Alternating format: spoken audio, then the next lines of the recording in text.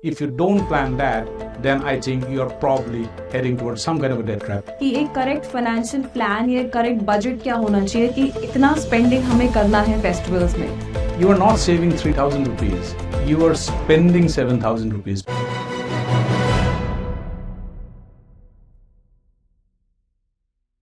Hi everyone, hope you all are safe and good. Welcome to the yet another episode of Phenomics only on Oh My Finance. उम्मीद करते हैं आपको first episode पसंद आया होगा और आपके जो भी उससे रिलेटेड आपकी क्वेरीज हैं आप हमें कमेंट करके पूछ सकते हैं और इसी के साथ फटाफट Oh My Finance चैनल को सब्सक्राइब करिए.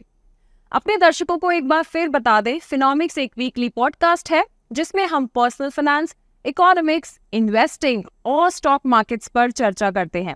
We will make it easy, de-jargoned, chatty and conversational only for you. मेरे साथ हैं गौरव चौधरी जो एक सीनियर जर्नलिस्ट, कमेंटेटर और साथ ही को-फाउंडर एंड CEO है of Airshot Digimedia, an award winning podcasting platform. Welcome Gaurav, so good to have you on the podcast. Namaskar, Charu.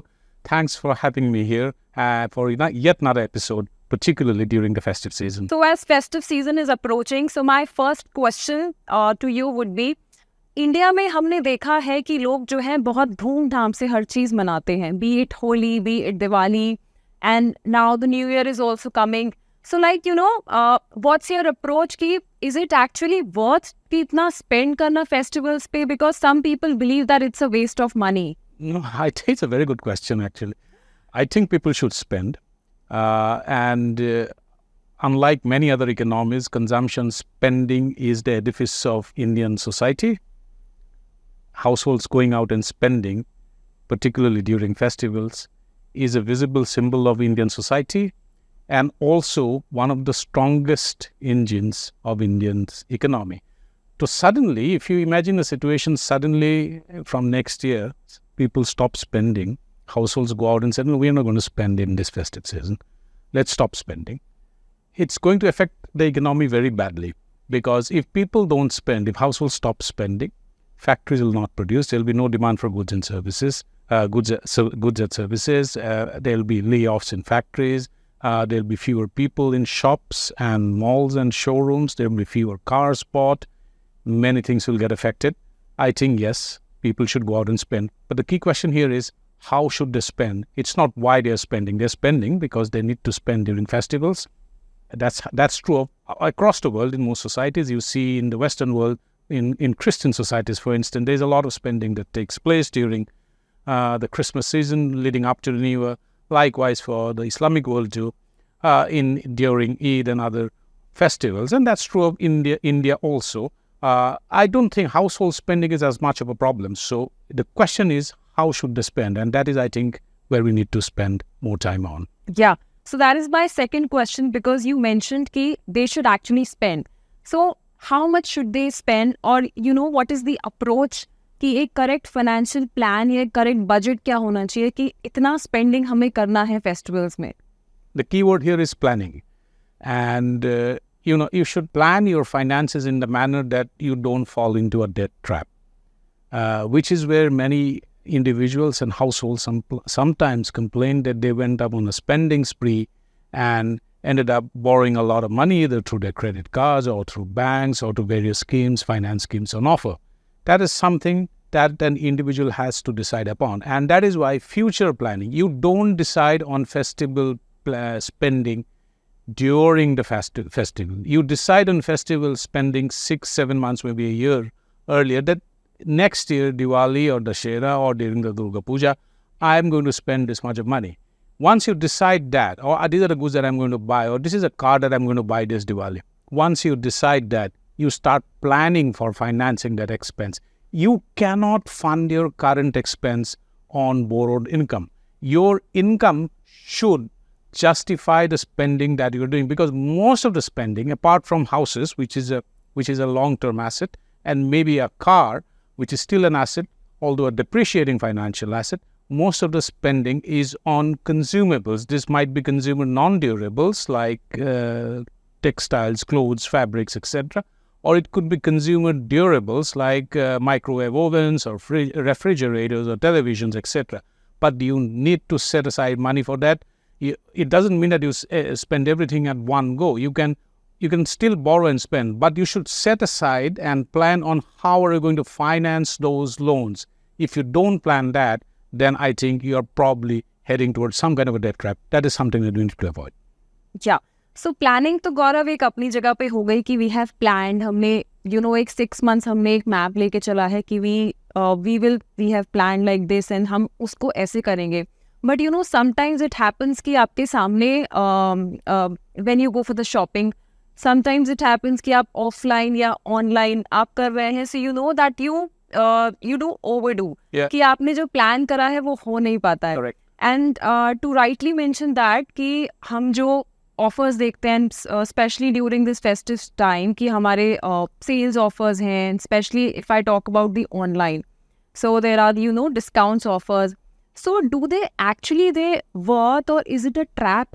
Please bear in mind that there are no free lunches in this world. Yeah.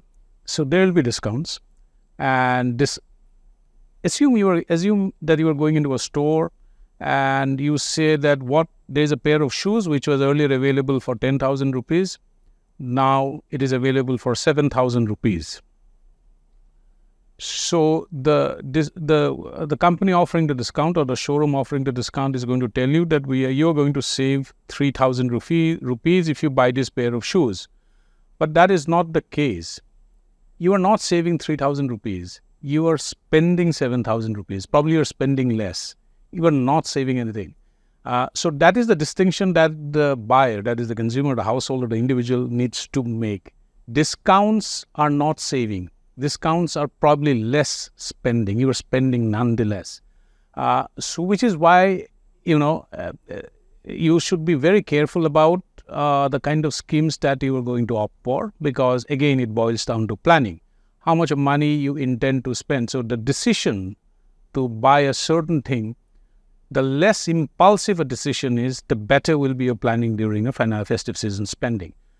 You should not go for impulse buying unless you have a huge amount of liquid cash available with you where you want to spend and you have a lot of disposable income.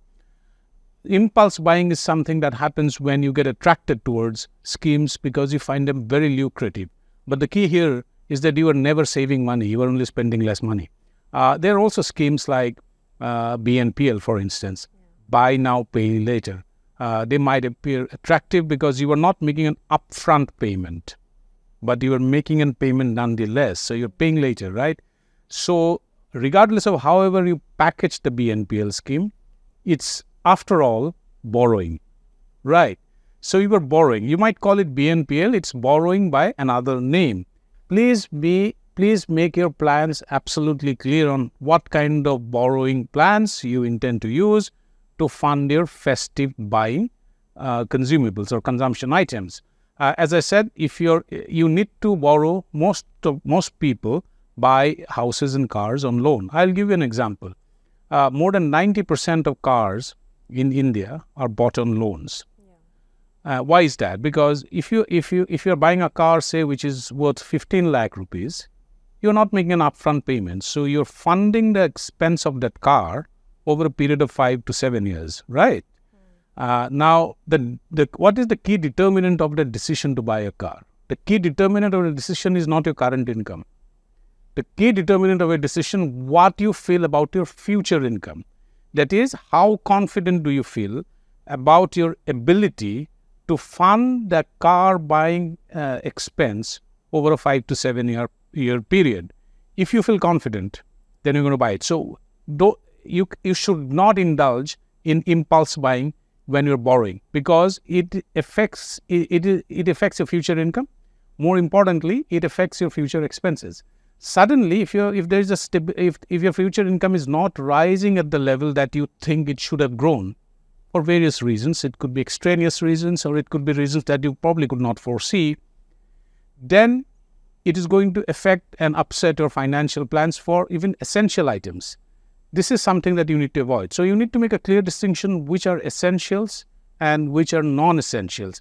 Also, please bear in mind that yesterday's luxuries have become today's essentials. Say, for instance, 15 years ago or 20 years ago, an air conditioner was almost considered to be a luxury. Today, it has become an essential. So in every individual has a different list of what is an essential and what is a non-essential. And within non-essential, there are luxuries and something there, you categorize it into various segments. That is why when you are going for schemes like a BNPL or borrowing money or going for discount schemes, please keep in mind that you are, after all, deferring your current expense by defraying it over a period of time. And that is borrowing, after all, regardless of howsoever you might catch it with different language. That is happening. BNPL is happening on the travel also. Most of the companies are offering that.